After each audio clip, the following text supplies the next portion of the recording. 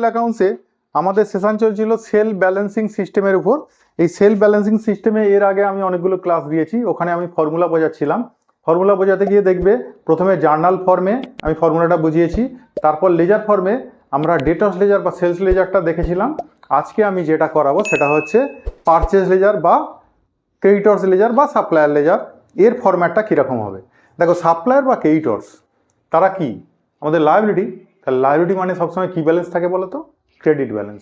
তাহলে আমাদের সাপ্লায়ারের সবসময় নর্মাল ব্যালেন্সটা কোন দিকে থাকবে, ক্রেডিট দিকে, বাই ব্যালেন্স বিডি। কিন্তু কিছু কিছু সাপ্লায়ারদের আমরা মাঝে মাঝে এক্সট্রা পেমেন্ট করে চলে আসি, তখন আমরা তাদের থেকে পয়সা পাই। তাদের ব্যালেন্সটা কোথায় থাকবে, ওপেনিং ব্যালেন্স যদি তাদের ব্যালেন্সটা উল্টো দিকে থাকে, হ্যাঁ মাইনাস ফর্মে থাকে, তাহলে তাদের ব্যালেন্সটা থাকবে টু দিকে। ঠিক আছে, এবার সাপ্লায়ার মানে ক্রেডিটর্স, হ্যাঁ তাহলে ক্রেডিটর্স মানে ক্রেডিট আইটেম। তাহলে ক্রেডিট আইটেম হলে তাকে বাড়ালে কি করব, ক্রেডিট করব, আর তাকে কমালে কি করব, ডেবিট করব। কিন্তু বাড়াবো কিসের আন্ডারে বলো তো, by general ledger adjustment account বলে লিখে তার আন্ডারে আমরা কিন্তু বাড়াবো। আর এখানেও কমাবো যখন, কার আন্ডারে কমাবো, to general ledger adjustment account লিখে তার আন্ডারে আমরা কমাবো। ঠিক আছে, এইবার আমরা যখন বাড়াচ্ছি তখন কি কি কারণে ক্রেডিটর্স বাড়তে পারে। ধরো ক্রেডিটর্সদের যদি আমরা ধারে তাদের কাছ থেকে আমরা গুডস পারচেস করি, তাহলে ক্রেডিটর্স বাড়বে। তাহলে ক্রেডিট পারচেস হলে সেটা বাই দিকে লিখছি। তারপর আমরা যে বিলস পেবেল দিয়ে তাদের পেমেন্ট করেছি সেটা যদি ডিসঅনার্ড হয়ে যায়, সেটাও তাহলে ক্রেডিটর্স বাড়বে আবার, তাহলে সেটাও বাই দিকে লিখছি। চেক যদি চেক দিয়ে পেমেন্ট করেছিলাম সেটাও যদি আমাদের ডিসঅনার্ড হয়ে যায়, তাহলে সেই চেকটাও আমরা ডিসঅনার্ড হয়েছে যেটা, সেটাও ক্রেডিটর্স বাড়াবে, তাহলে ক্রেডিটর্সতে বাই দিকে লিখবো। এরপর আমরা যদি ধরো সাপোজ অনেকদিন পয়সা বাকি রাখি, ক্রেডিটর্সটা আমাদের উপর ইন্টারেস্ট চার্জ করে দিয়েছে, তাহলে সেই ইন্টারেস্টের জন্য ক্রেডিটর্স বাড়বে। তারপরে আমাদের যে বিলস পেবেল ডিসঅনার্ড হলো তাতে নোটিং চার্জ কেটেছিল, সেটা আমাদের ঘাড়ে চাপিয়ে দিচ্ছে ক্রেডিটর্সরা, তাতেও বাড়বে, বাই দিকে লিখবো। এরপর ক্রেডিটর্সরা কমে কি কি কারণে, ক্রেডিটর্সদের যদি আমরা যে গুডস তাদের থেকে পারচেস করেছিলাম সেই গুডসের কিছু অংশ দেখলাম ডিফেক্টিভ, সেগুলো ফেরত পাঠিয়ে দিয়েছি, তাহলে রিটার্ন আউটওয়ার্ড যদি করি তাহলে ক্রেডিটর্স কমবে। ক্রেডিটর্সদের যদি ক্যাশ বা চেক দিয়ে পেমেন্ট করে দিই ক্রেডিটর্স কমবে। ক্রেডিটর্সদের যদি বিলস পেবেল ইস্যু করে পেমেন্ট করে দিই তাহলে ক্রেডিটর্স কমবে।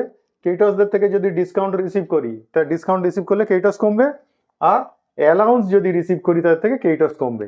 তাহলে এই সমস্তগুলো এই আমাদের জেনারেল লেজার অ্যাডজাস্টমেন্ট অ্যাকাউন্টের আন্ডারে কিন্তু সমস্ত ইনার কলমে যোগ করে নিয়ে একবারে বাইরে পাঠাবো। ঠিক আছে, আর ডেটস ক্রেডিটর্সের সেট আপ হয় একটা বলেছিলাম, তাহলে সেই সেট আপটা আমরা ডেটস লেজারে দেখবে লিখেছিলাম ক্রেডিটর্স লেজার বা পারচেজ লেজার, তাহলে পারচেজ লেজারে কি লিখবো, টু সেলস লেজার বলে কমাবো। সেই সেট আপটা এখানে এসে টু দিকে আমাদের সেলস লেজার বা কাস্টমার লেজার বা ডেটস লেজার বলে এখানে বসবে।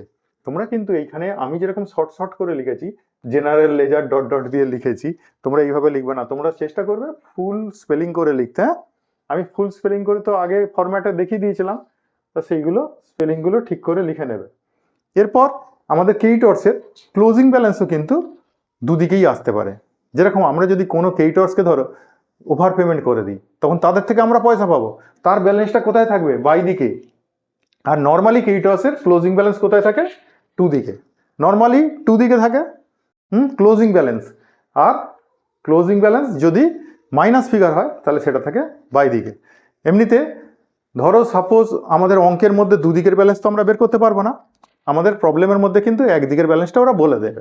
এবার একদিকের ব্যালেন্স যখন বলে দেয়, ওরা কিন্তু বলে দেয় ডেবিট বা ক্রেডিট। ওরা যে ডেবিট ক্রেডিট করে দিয়েছে ওটা বিডি করে বলে দেয়। তোমাকে কিন্তু অঙ্ক ক্লোজ করার জন্য তোমার লাগবে কি, সিডি। তাহলে সিডি যদি লাগে তাহলে সেই সিডি ব্যালেন্সটা ওরা যদি ডেবিট বলে দেয়, আমি সিডি করতে গেলে তাকে কি করবো, ক্রেডিট দিকে বসাবো। আর ওরা যদি ক্রেডিট বলে দেয় তাকে সিডি করতে গেলে কোথায় বসাবো, ডেবিট দিকে। তাহলে ওরা যা বলে দিয়েছে, ডেবিট বলে দিলে আমরা বসাবো ক্রেডিট দিকে, ক্রেডিট বলে দিলে আমরা বসাবো ডেবিট দিকে। কিন্তু কোন ব্যালেন্সটা, ক্লোজিংটা, ওপেনিংটা যেন না। ওপেনিং ব্যালেন্স কিন্তু বিডিই লাগে আমাদের, যেটা ডেবিট বলেছে ডেবিট দিকে লিখবো, যেটা ক্রেডিট বলেছে ক্রেডিট দিকে লিখবো। কিন্তু ক্লোজিং ব্যালেন্স যেটা বলেছে তাকে কিন্তু উল্টে নেব, কারণ ওরা বিডি করে ওই ব্যালেন্সটা বলে দিয়েছে, ওটাকে কিন্তু আমাদের সিডি করতে গেলে উল্টো দিকে বসাতে হবে। ঠিক আছে, তাহলে ক্রেডিটর্স যত বাড়বে ক্রেডিট দিকে করবে, আর যত কমবে ডেবিট দিকে বসাবে। ক্রেডিট দিকে যেগুলো বসাবে সেইগুলো কি কি, ক্রেডিট পারচেস, এই যে বিলস পেবেল দিয়ে যে পেমেন্ট করি আমরা, চেক দিয়ে পেমেন্ট করি, এই চেকগুলো বিলস পেবেলগুলো যদি বাজেয়াপ্ত হয়ে যায় তাহলে সেইগুলো আবার কি হবে, কেইটসকে বাড়িয়ে দেবে, সেইগুলো আবার বাই দিকে লিখেছি।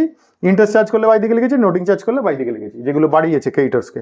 হ্যাঁ, আর যেগুলো কমায় কি, আমরা যদি রিটার্ন দিয়ে দিই কেইটস কমে যাবে, আমরা যদি পেমেন্ট করে দিই চেক দিয়ে কমে যাবে, বিলস পেবেল দিয়ে পেমেন্ট করলে কমে যাবে, ডিসকাউন্ট রিসিভ করলে কমে যাবে, অ্যালাউন্স রিসিভ করলে কমে যাবে, মানে তারা আমাদের অ্যালাউন্স দিয়েছে কিছু, কমে যাবে। তো সেইগুলো একবারে এখানে বাইরে করে দিয়েছি। তাহলে এই হলো ফরম্যাট। এই ফরম্যাটটা দুটো করে দিলাম, ডেটর্সেরও লেজার ফর্মে ফরম্যাট করে দিয়েছি, আজকে কেইটর্সেরও করে দিলাম।